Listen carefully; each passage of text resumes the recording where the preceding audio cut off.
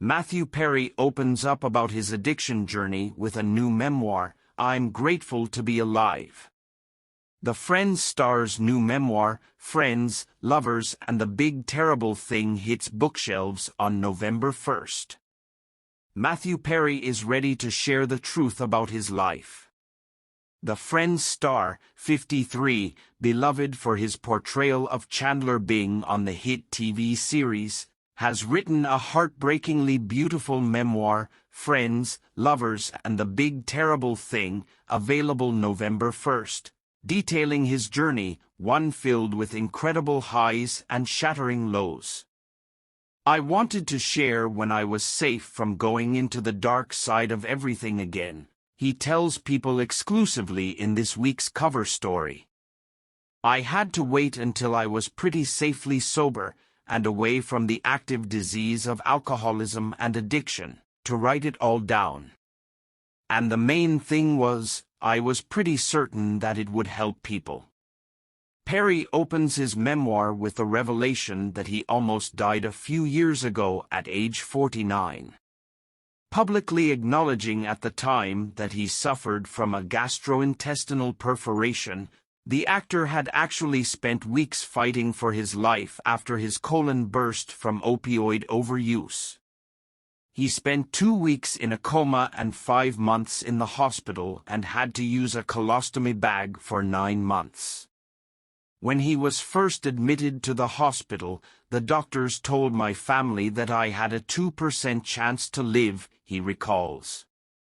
I was put on a thing called an ECMO machine, which does all the breathing for your heart and your lungs. And that's called a Hail Mary. No one survives that. When he was first admitted to the hospital, the doctors told my family that I had a 2% chance to live, he recalls. I was put on a thing called an ECMO machine, which does all the breathing for your heart and your lungs. And that's called a Hail Mary. No one survives that. At one terrifying point during his friend's reign, Perry was taking 55 Vicodin a day and was down to 128 pounds. I didn't know how to stop, he said. If the police came over to my house and said, if you drink tonight, we're going to take you to jail, I'd start packing. I couldn't stop because the disease and the addiction is progressive. So it gets worse and worse as you grow older. Though Perry tried to hide his condition, the dramatic changes in his appearance each year reflected his state of sobriety.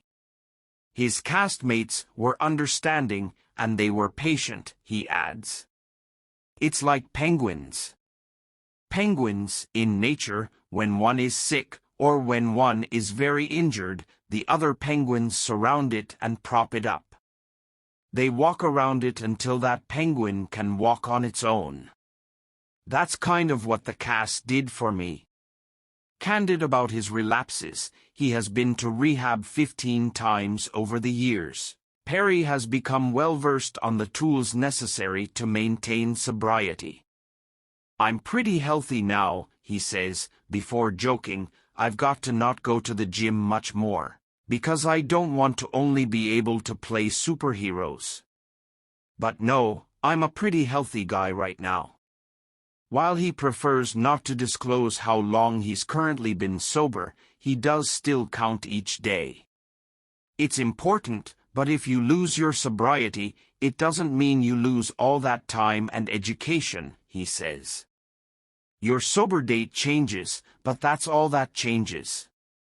You know everything you knew before, as long as you were able to fight your way back without dying, you learn a lot. He also has his scars. He's had 14 surgeries on his stomach so far. That's a lot of reminders to stay sober, he says. All I have to do is look down. His impetus to stop taking drugs?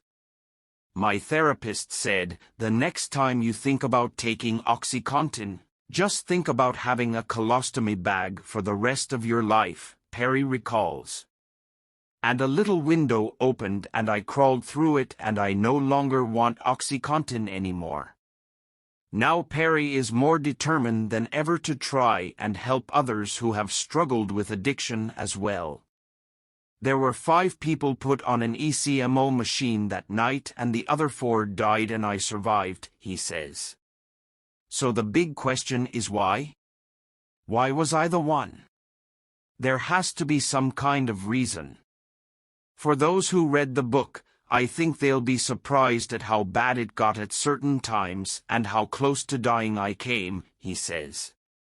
I say in the book that if I did die, it would shock people, but it wouldn't surprise anybody.